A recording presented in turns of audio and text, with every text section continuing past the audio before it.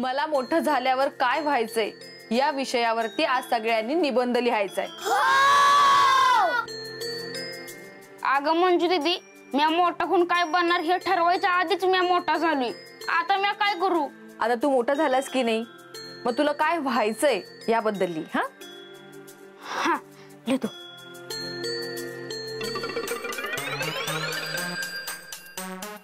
डिंपी बाहेर काही न झाल्या। मंजू दीदी, तुला मम्मीने बोलवलंय। मंगलताईंना सांग क्लास संपला की मी येते। अगं नाही, तिचं काहीतरी महत्वाचं काम आहे ना, म्हणून आत्ताच बोलवलंय। बरं ठीक आहे, 5 मिनिटं थांब, मी येतेच। ते काय बी नाही, तू चल बघू। एक तर सकाळी माझ्यामुळे लवकर आलीस, त्यात तू नाश्ता बी नाही केलास, म्हणून मम्मीला तुझ्यासाठी पव बनवायला लावलंय। चल। अगं त्याची काय गरज होती, आणि असंही मला आता भूक नाहीये। मी भूक लागली ना की स्वतःहून येते।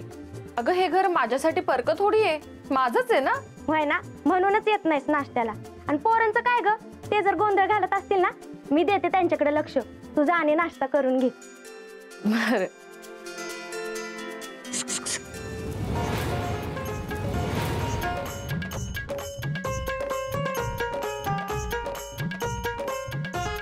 काय रे, माझी छेड काढायला तू इथे आलास? इशारे करतोयस? अरे ज्या वयात शिकायचं त्या वयात हे असले धंदे करतोस, तुला लाज वाटत नाही? तुला मी मागच्याच वेळी सांगितलं होतं की माझ्या वाटेला जाऊ नको, नाहीतर गाढवावरून धिंड काढेन तुझी। पण तू ऐकलं नाहीस ना, आता हेच करावं लागणार आहे। तुला लाज नाही वाटत तुला? अहो नाही, मी तुम्हाला इशारा नव्हतं करत। डिंपे तू तर सांग की आणलं।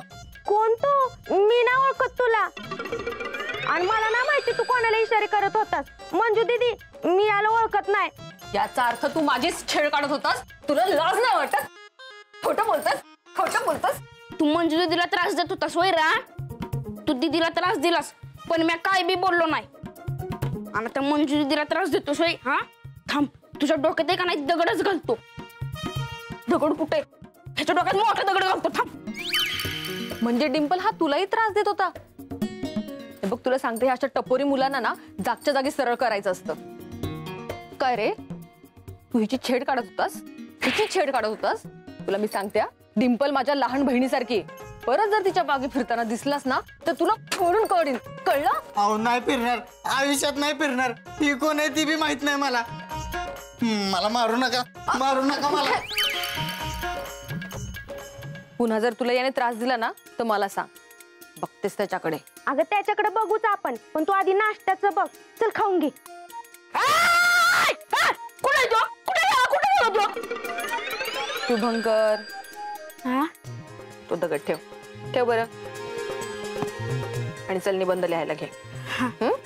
चला।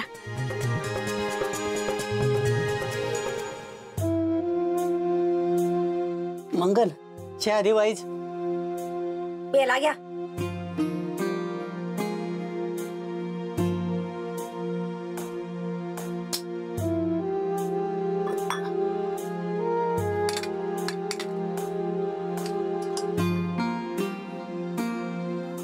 अगं वाईज दामा ना,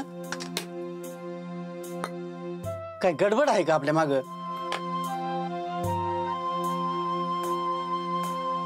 काहीतरी बी नसलेलं दिसतंय। मंगल, काय झालं? जाऊन तुमच्या आईला विचारा, मला ना काय विचारू। आई काय बोलली असेल तर मी काय करू शकत नाही। तुला माहिती आहे ना, आईची जीभ तिखट आहे, कशाला मनावर घ्यायचं तिचं? नुसत्या बोलल्या असत्या ना चाललं असतं, पण एकदम विचित्र वागायला लागल्यात त्या। आता असं काय केलं तिनं? एरवी राहू द्या म्हणलं तरी 1 रुपया सोडत नाहीत त्या, आणि त्या मंजूला मात्र समजा भाड्याचा पैसा परत करून टाकलं। का म्हणलं तर म्हणे आपल्या परीस जास्त गरज आहे तिला, आणि आपल्याला काय कमी गरज आहे वय? इथं काय खजिना मांडून ठेवलाय का ती गरज नसायला? मस्त किवरावर समजा कर्ज हाय तसंच आहे। तेव्हा नाही कोणी माणुसकी दाखवली, आणि आता बरं माणुसकी दाखवायला लागले ते। मंगल, मला कळना झालंय मी काय बोलू। आईनं जसं वागायला पाहिजे तसं तू वागतेस, आणि तू जसं वागायला पाहिजे तसं आई वागते। तू म्हणते ना, लोक कशी बी वागली तरी आपला चांगुलपणा सोडायचा नाही, म्हणते का नाही? मग असं का बोलतेस? मला समज कळतंय, पण आपल्याकडे जेवढं आहे ना त्यातलं थोडं द्या। इथं आपण उपाशी असताना ज्यांची पोटं भरली आहे त्यांना समजा कशाला काढून दाखवायला जागीरदारी दाखवाय पाहिजे. द्यायचं होतं की पैसे, पण 2-4 पैसे कमी घ्यायचं होतं भाड्याचं. पण नाही, समजा पैसे परत करून टाकले. मंगल मागाशी काय म्हणली की आई 1 रुपया बी सोडत नाही. मला सांग, मंजूला तिने पैसे परत दिले म्हणजे मंजूची काहीतरी नड असेल. मग यांनी वंदी अक्कांना सांगायला नको की आम्ही भाड्याचा पैसा घेत नाही म्हणून? सांगून पटणार आहे का तुमच्या बहिणीला? दर याला बाजाराला आली की पान उतारा करती आणि आपण पैसा खाल्ला म्हणून तमाशा करेल. तेव्हा काय मंजूचं भाडं म्हणून पदरचं पैसे द्यायचं वय? असं कसं पदरचं द्यायचं? हे बघ, आई समजावून केला, तू नग तारास करून घेऊस. समजवायचं असतं ना तर अक्कानी कधीच समजवलं असतं, पण त्या तसं करत नाही ना, म्हणून आपल्याला समजा निस्तरायला लागते. ही बघा, त्या मंजूचं माझं काही येर नाही, मस्त चांगली पोरगी आहे. पण इथं आपलं नशीब फाटका आहे, तिथं कुणाचं सांगत बसायचं व? नाही ना घ्यायचं तुम्हाला भाडं, नका घेऊ. पण वंदी अक्काने इथं येऊन परत तमाशा केला तर मी ऐकून घेणार नाही, आधी सांगते.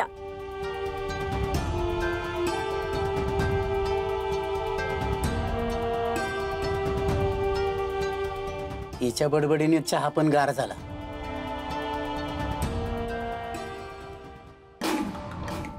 तू कितीही आणि काहीही लपवायचा प्रयत्न कर, तू काय लपवतेस ते शोधून काढल्याशिवाय मी गप्प बसणार नाही. माझ्या नजरेच्या टप्प्यात आलेलं सावज मी कधीच हातचं सोडत नाही आणि तू तर सतत माझ्या नजरेसमोर असतेस.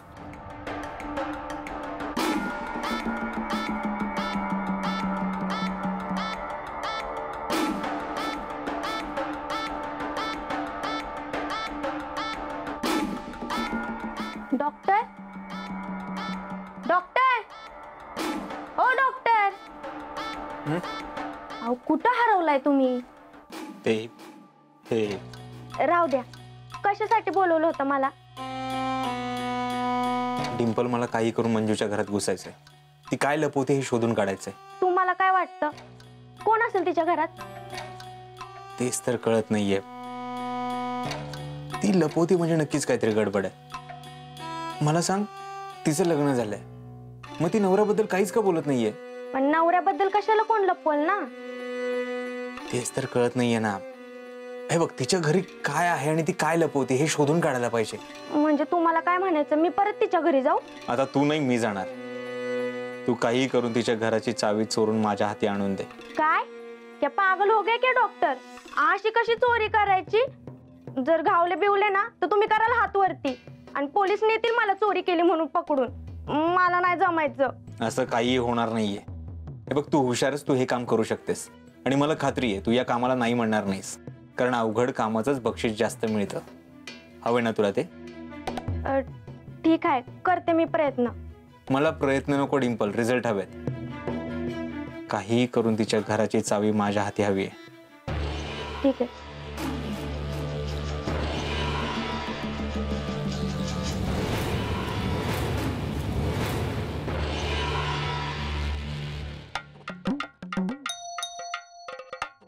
आज जाऊ की नको जाऊ? आज जाऊन मंजूला भेटायला काय नाही, पण तिने विचारलं कशाला आलं तर काय सांगू? जाऊ दे, नको.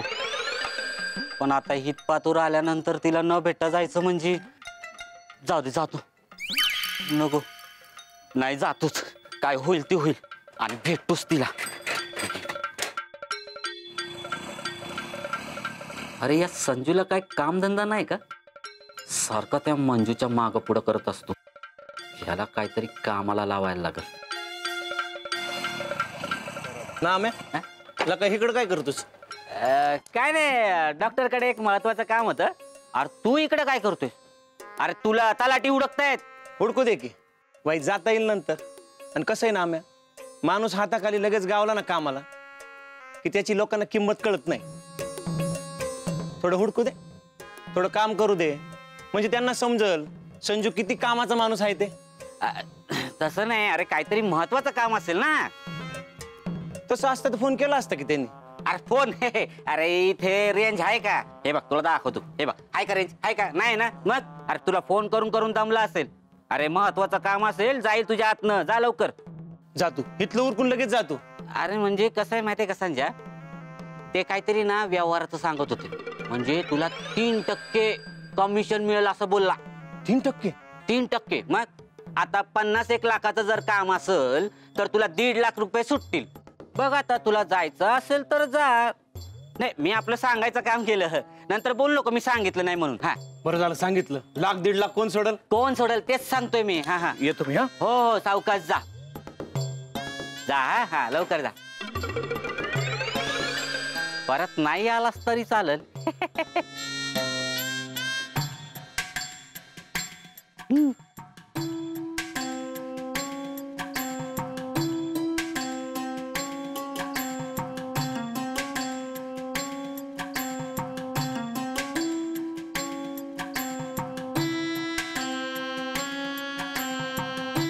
काय रे नाम आहे? डॉक्टर कसं काय म्हणजे मजेत ना? म्हणजे तब्येत बरी आहे ना तुमची? नाम आहे, मी डॉक्टर आहे. लोक त्यांची तब्येत बरी नाही म्हणून माझ्याकडे येतात आणि तुम्ही मलाच विचार तुमची तब्येत बरी आहे का? हा ते बी आहेच म्हणा.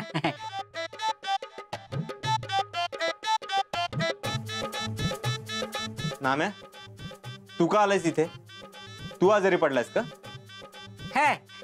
मी आणि आजारी पडत, आणि आजारी जरी पडलो तरी डॉक्टरकडे जात नाही. माझ्या मॉलमध्ये सगळे औषधं भेटतात. आणि असं बी या दिवाळीमध्ये माझी तब्येत एकदम ठणठणीत झाली. दिवाळी मानवली आहे मला. नाम्या तू आजारी नाहीयेस, मग का आलायस माझ्याकडे? नाही म्हणलं तुम्हाला काय पाहिजे नको ते बघायला. काय पाहिजे असेल तर सांगा, लगेच घेऊन येतो. नाही काही नकोय मला. मला काय हवं असेल तर मी तुला फोन करतो. तू जा इथून. राहू द्या डॉक्टर, तुम्ही असंच बोलता आणि त्या संजूला काम सांगतात. असं बी त्या संजूच्या फेऱ्या जरा वाड्याकडे जास्तच वाढल्यात. डॉक्टर तुम्ही आहे ना त्या संजूला काहीच काम सांगू नका. हा मी आहे की, मला सांगा, मी करतो की सगळी काम. नाम्या कुणाला कधी काय काम सांगायचं आणि कुणाकडनं कसं काम करून घ्यायचं हे मला चांगलंच माहिती. तू नको मला सांगू, तू जा इथून. ठीक आहे मग डॉक्टर, करा तुम्ही तुमची काय काम असतील ती. मी येतो मंजूला बघून. म्हणजे तिला काय पाहिजे नको ते बघून येतो. नाम्या थांब. तुला किती देणं आहे मी उधारी? उधारी 3,300. एक काम करा, तुम्ही 3,000 रुपये देऊन टाका आणि बाकीचे काय असतील ना ते सांगतो तेव्हा द्या. बर आलो मी पैसे घेऊन. या.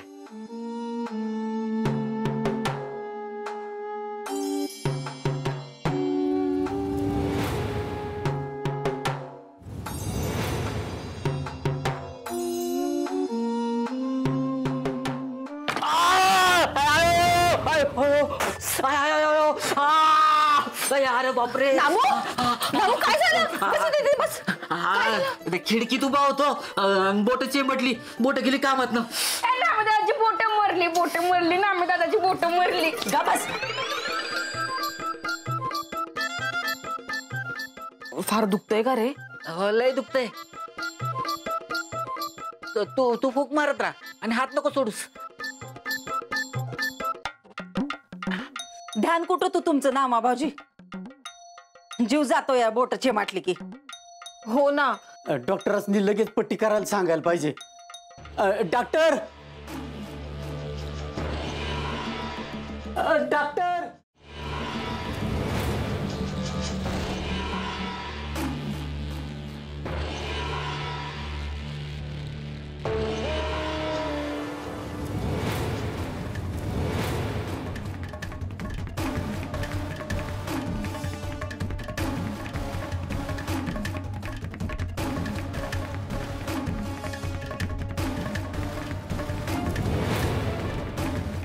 काय करताय डॉक्टर हे?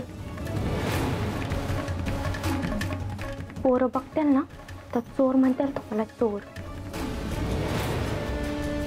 जावा तुम्ही, चावी मी काढून देते.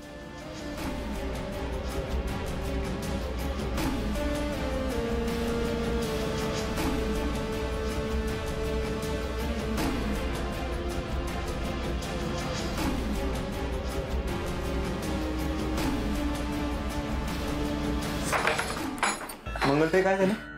बोट वाटलेत ना मा भाऊजींची. सोडा तुम्ही त्यांना, सोडा. नाम्या, लक्ष कुठं असतं तुझं? सारखं काय खिडकीतून बाहेर बघत असतोस? तुझी काय मुलं शिकतात का तिकडे? काय हे लागले किती तुला? चल ड्रेसिंग करतो. बस. डॉक्टर, आता मला दररोज यावं लागेल ना ड्रेसिंग करायला? नाही, त्याची काही गरज नाही. अहो अशी कशी गरज नाही? अहो बघा किती लागलंय, एकदम काय निळे झालेत बोट. जीव गेला असतो माझा. तुझा सध्या कुठे जीव लागलाय कळतंय मला. येतो मी. थांब.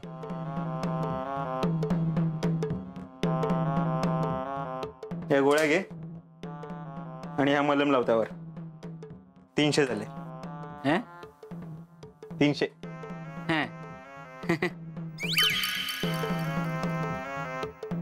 100.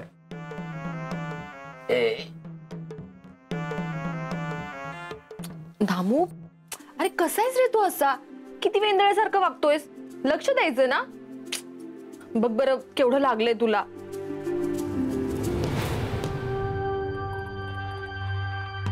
हे घे 100. हो खूप लागलंय. डायरेक्ट घरी जाणे आराम करा.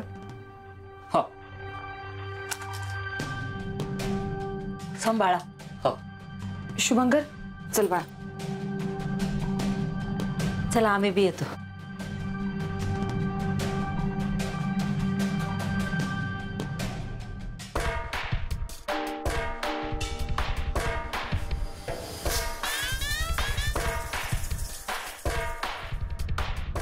डॉक्टर, टन टन, मंजू दीदीच्या घराची चावी. आपका काम हो गया. काम झालं नाहीये, काम आता सुरू झालंय. काय भी म्हणा डॉक्टर, कसलं भारी डोकं चालवलंय तुम्ही. मान गए आपका. वैसे मैं भी कुछ कम नहीं हूँ. अहो किती चालकनी चावी आणली माहिती का तुम्हाला? और किसने देखा भी नाही. तुम्ही पण कौतुक करायला पाहिजे माझं. करणार, पण जरा धीर धर. काय तुझ्यासारख्या छोट्या छोट्या गोष्टींवरती जर का खुश व्हायला लागलं ना तर पुढची कामं कोण करणार? तुम्ही आत्ता बोला, काय काम करायचं तुमचं? तू इथली खिंड लढव. म्हणजे नक्की काय करायचं मी? मंजुळाला वाड्याच्या बाहेर पडून नको देऊ. मी फोन करेपर्यंत तिला इथेच अडकून ठेव. डॉक्टर, त्यापेक्षा मी भी येऊ का तुमच्या संग? म्हणजे मला बी समजेल ना मंजू दीदीच्या घरी कोण असतं कोण नसतं. इथे कोण काय करणार सगळं मी ठरवतो. तुला बक्षीस हवंय ना? वय. मग मी सांगतो तसंच काम कर. मी इथे येईपर्यंत मंजुळा इथेच थांबली पाहिजे. कळलं? कळलं. Good girl. आलोच मी.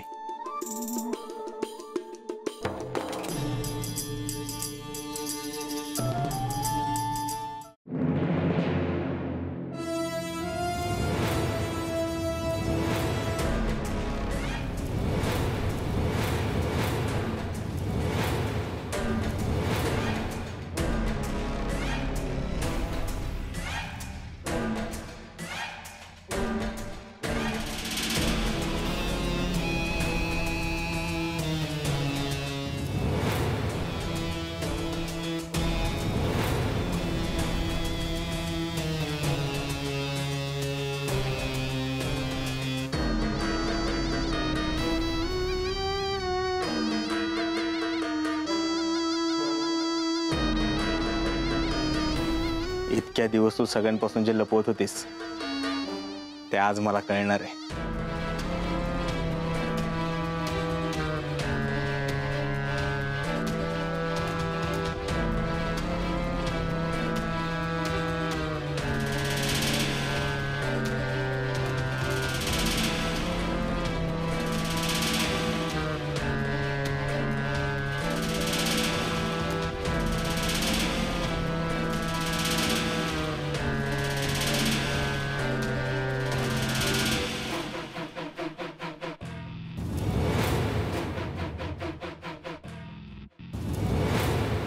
म्हणालो होतो ना शोधून काढणार.